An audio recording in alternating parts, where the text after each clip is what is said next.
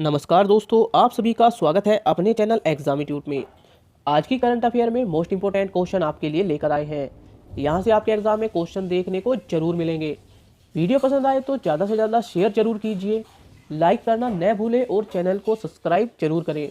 चलिए क्लास शुरू करते हैं। क्वेश्चन नंबर 1, किस भारतीय सशस्त्र बल ने अपनी तरह का पहला मानव अधिकार प्रकोष्ठ बनाया है?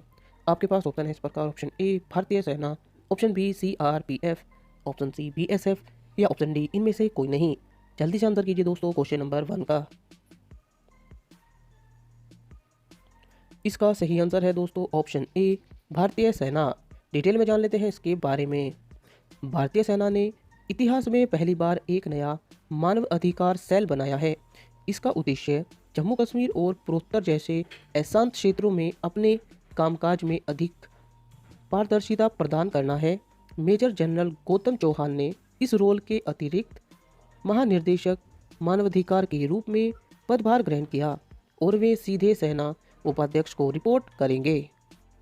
अगले क्वेश्चन की तरफ चलते हैं दोस्तों। क्वेश्चन नंबर 2, संबलपुर जहां प्रधानमंत्री मोदी ने IIM की आधारशिला रखी, किस राज्य में स्थित है? आपके पास ऑप्शन है इस प्रकार। Option A Uttar Pradesh, option B Odisha, option C Uttarakhand या ऑप्शन डी दिल्ली। जल्दी से आंसर कीजिए दोस्तों क्वेश्चन नंबर 2 का। इसका सही आंसर है दोस्तों option B Odisha.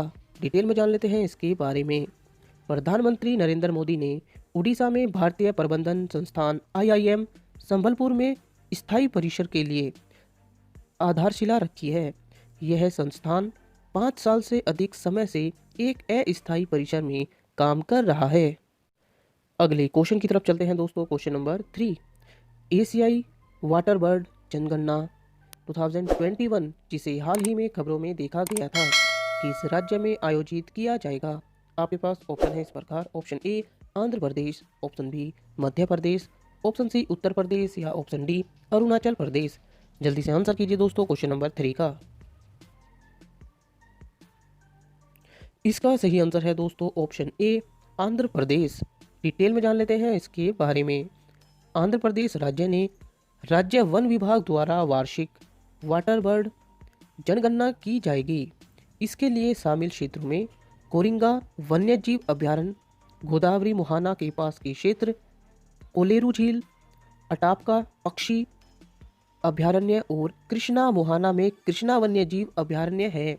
Bombay natural history society BNHS और वेटलैंड इंटरनेशनल इसके लिए तकनीकी सहायता प्रदान करेगा। अगले क्वेश्चन की तरफ चलते हैं दोस्तों। क्वेश्चन नंबर 4, दीपोर बिल जो हाल ही में खबरों में देखा गया था, इस राज्य का एकमात्र रामसर स्थल है। आपके पास ऑप्शन है इस प्रकार। Option A Delhi, option B Punjab, option C Tripura या ऑप्शन डी असम। जल्दी से आंसर कीजिए दोस्तों क्वेश्चन नंबर 4 का। इसका सही आंसर है दोस्तों ऑप्शन डी असम। डिटेल में जान लेते हैं इसके बारे में। दीपोर बिल असम राज्य का एकमात्र रामसर स्थल है। यह गुवाहाटी के दक्षिण पश्चिमी छोर में स्थित है। इसे 2002 में रामसर साइट के रूप में नामित किया गया था। जिला अधिकारियों ने इस स्थल पर सामुदायिक मछली पकड़ने पर प्रतिबंध लगा दिया है। अगले क्वेश्चन की तरफ चलते हैं दोस्तों। क्वेश्चन नंबर 5, गृह मंत्रालय ने किस राज्य को सशस्त्र बल विशेष शक्तियां अधिनियम के तहत अशांत क्षेत्र घोषित किया है? आपके पास ऑप्शन इस प्रकार है। Option A Delhi, option B Maharashtra, option C Nagaland या ऑप्शन डी उत्तर प्रदेश। जल्दी से आंसर कीजिए दोस्तों क्वेश्चन नंबर 5 का। इसका सही आंसर है दोस्तों ऑप्शन सी नागालैंड। डिटेल में जान लेते हैं इसके बारे में। गृह मंत्रालय ने पूरे नागालैंड को सशस्त्र बल विशेष शक्तियां अधिनियम के तहत अशांत क्षेत्र घोषित किया। इसे केंद्र सरकार द्वारा 6 और महीने के लिए अशांत क्षेत्र घोषित किया गया है।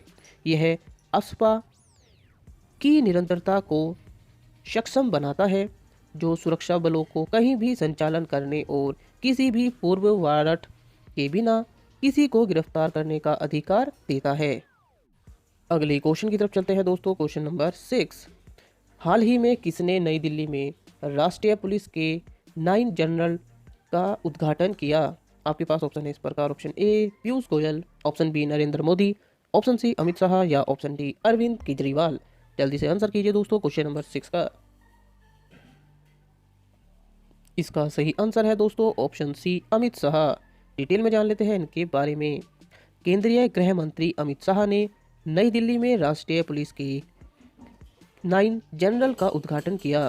पुलिस सेवा श्वान के 9 PSK अर्थात पुलिस श्वान पुलिस डॉग्स विषय पर देश में यह पहला प्रकाशन है।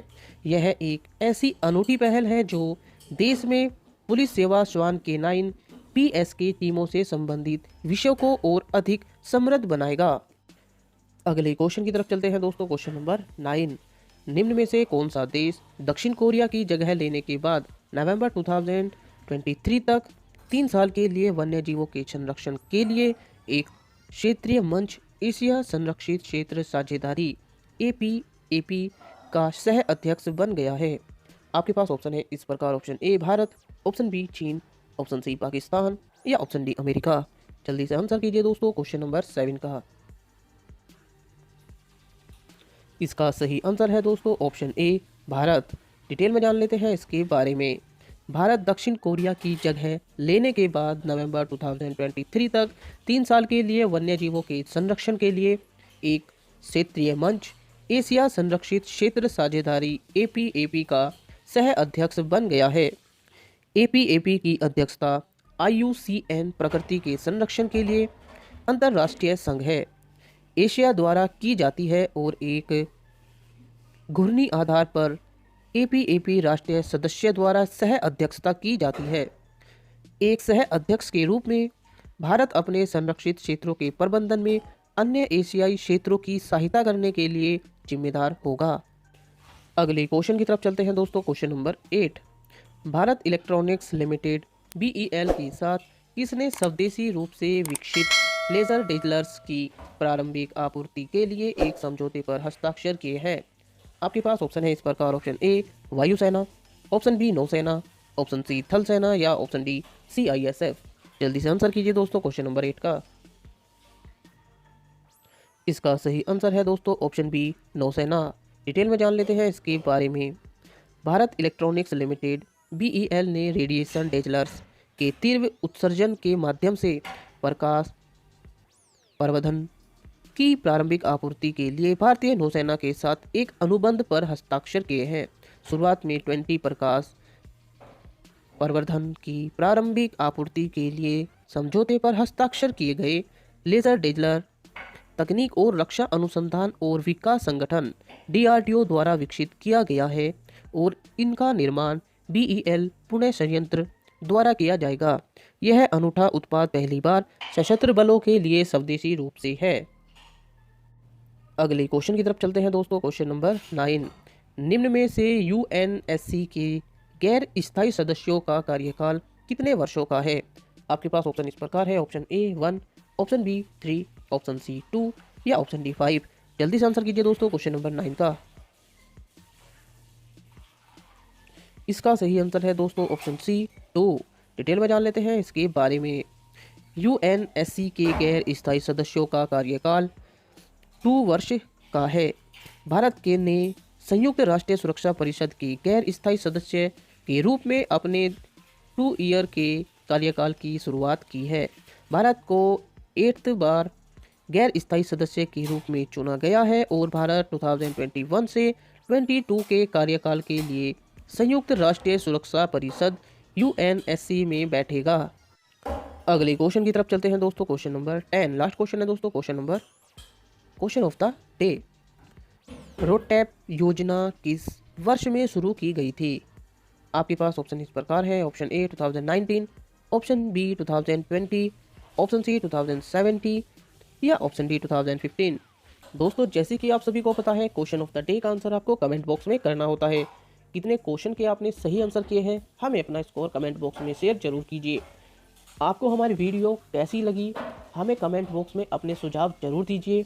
पसंद आई है तो ज़्यादा से ज़्यादा शेयर कीजिए, लाइक कीजिए और चैनल को सब्सक्राइब करना न भूलें।